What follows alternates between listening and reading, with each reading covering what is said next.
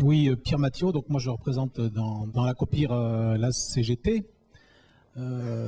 Et donc je voudrais quand même dire un petit peu ce que la CGT pense de cette réforme de la formation professionnelle que nous avons signée, hein, contre toute attente d'ailleurs. Certains de nos partenaires ont été surpris, mais nous aussi on a vu des avancées dans ce dossier, et je crois que ces avancées, il faut leur laisser le temps de se mettre en place. Donc je serais assez d'accord avec l'intervention de Vincent Merle en disant que cette loi, elle date de 2004, elle a 4 ans, il faut laisser un peu de temps au temps et, bon, bien sûr, corriger certaines imperfections, mais quand on se rappelle que les lois précédentes, elles ont tenu 30 ans, il faut quand même qu'on leur laisse un certain temps pour se mettre en place. Alors, moi, ce que je voulais insister, c'était effectivement sur ce qu'a dit Vincent Merle, c'est sur l'aspect collectif des choses. Nous, on a signé cet accord national interprofessionnel parce qu'on y voyait une garantie collective de défendre des intérêts individuels. Alors, c'est pas le grand écart, hein, mais il y avait bien les deux mots, garantir collectivement des intérêts individuels. Alors, à partir de là, c'est vrai que le DIF nous a séduits, on savait très bien que ça serait dur, que 20 heures par an, c'était pas assez, mais c'était quand même la première fois où le texte permettait à un salarié de dire, ben voilà, moi j'ai envie de faire ça, et je vois pas pourquoi on me le refuserait dès l'instant où c'est ma force de travail, c'est mon temps passé dans l'entreprise qui me l'autorise, etc. C'est bon, je reviens pas sur tous les détails. Donc ce DIF, effectivement, il n'a pas encore percé, mais c'est évident que c'est quand même une petite révolution. C'est la première fois, je répète, qu'on permettait à un salarié de dire, ben voilà, moi j'ai envie de faire ça.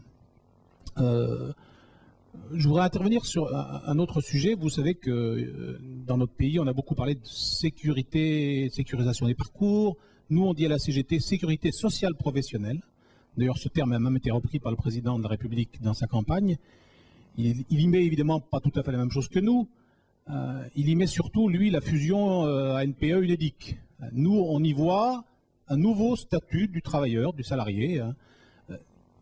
Est-ce qu'il serait anormal dans notre pays quand même, je rappelle quand même qu'on est un pays parmi les plus développés dans le monde, de concevoir qu'un salarié, quand il subit une perte quand il est conduit au chômage, quand il est délocalisé, pourquoi pas concevoir que l'entreprise continue de le payer et le forme.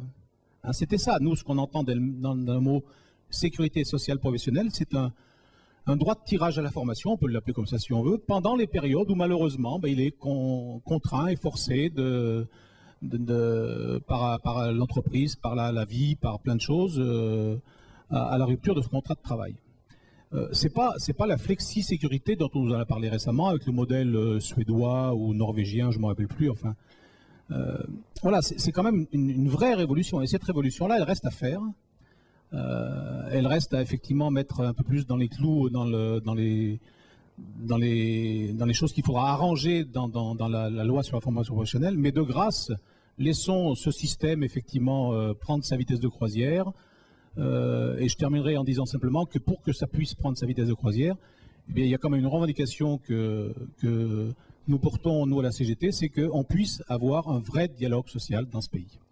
Et je voudrais simplement citer la chose suivante, c'est que on n'arrête pas de nous dire oui, vous êtes dans les instances, mais on y va avec malheureusement nos militants, ceux qui sont déchargés pour ça.